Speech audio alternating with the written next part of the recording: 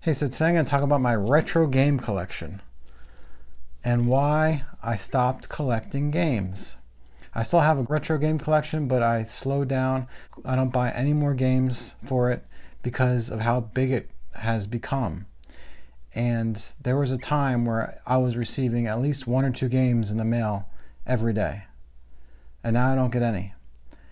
I first started getting into it back in 2015, and I went on eBay and I ordered two games. I know one of them was Donkey Kong Classics. I can't remember what the other one was. But ever since then, like over the next 2 years, from 2015 to 2017, and a little bit into this year, I was going crazy and I amassed a huge amount of retro games. I got addicted.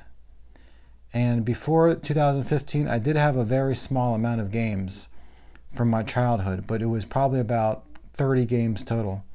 There were mostly NES and Super NES games. I had a Retron 3, and then I had like maybe 3 or 4 Sega Genesis games. But after I started collecting NES games back in 2015, then I moved on to Super NES. And I just started rebuilding my collection that I had when I was a kid. And then I started finding out about new games that I didn't ever play when I was a kid and I wanted to try now. Then after Super NES, I went on to Game Boy, Nintendo 64, PlayStation 1. I even started buying some imports that were only available in Japan and never made it to the US for Super Famicom and Famicom. I was just overdoing it. And I played a lot of the games, but some of the games I'd buy and I'd get them in the mail and I'd literally play them for 5 minutes and then I'd put them on the shelf and there they'd sit for years. So earlier this year I decided it was time to downsize a little bit. I had roughly 700 games and I figured it was time to get rid of a bunch that I didn't play. A lot of the ones that I got rid of were some of the higher value games, a lot of the RPGs which I just honestly didn't have time for anymore, and a lot of the filler games that I thought I'd like some of the cheaper games, and I just didn't end up liking them, so I wanted to get rid of them.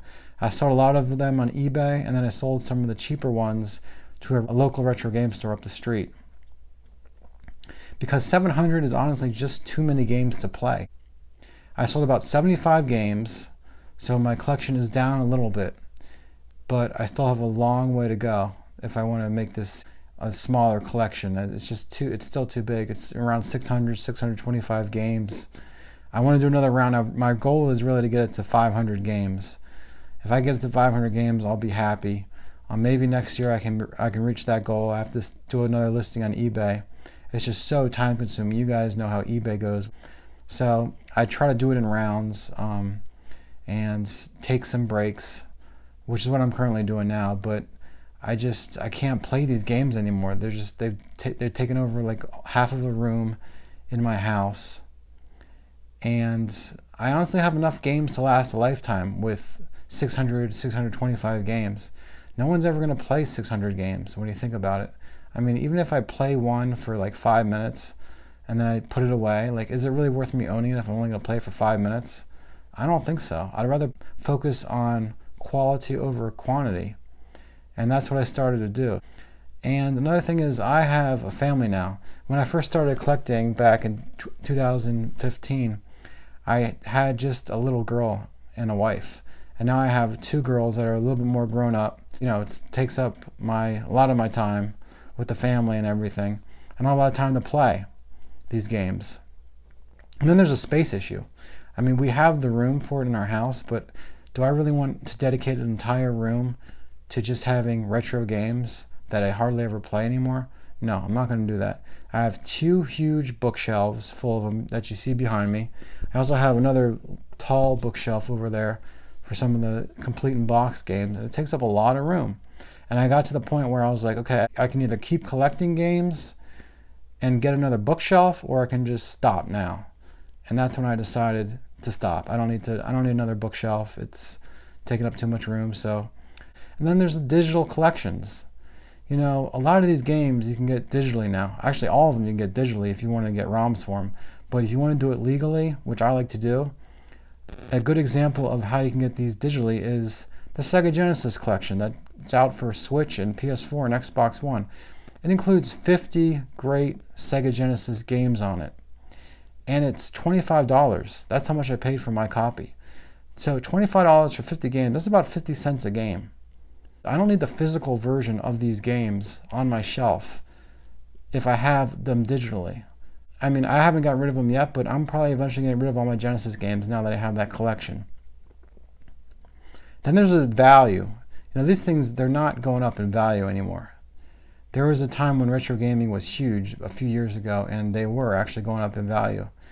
3 or 4 years ago, when they peaked, Earthbound was going for like almost $200, and some other games were just over $1,000. And they've all come down in price because the demand is going down. As people get older, like myself, they get families, they move on, they get other hobbies, and they just don't want to collect these games anymore, so they sell them. And the more that people sell them, the less value they'll have.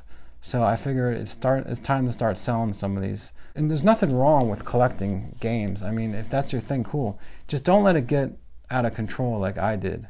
And I was able to stop it at a good time in my life.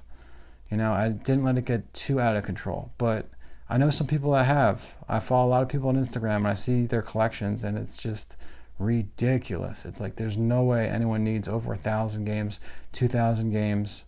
I'm a big fan of original hardware too. Like, there's nothing like playing these games on a CRT television with the original console and the cartridge, blowing in the cartridge, part of that retro gaming experience, getting it to work. But it just gets to the point where enough is enough. So yeah, I'm done collecting games. I still have a collection of games, but I'm not adding to it. If anything, I'm getting rid of games. I'm going to be selling some more on eBay in the near future because, as you can see, I don't have time for all this stuff. That's all I got for you guys for tonight. Thanks for watching. Hope you guys have a good night. Please subscribe if you haven't already, and I'll talk to you later.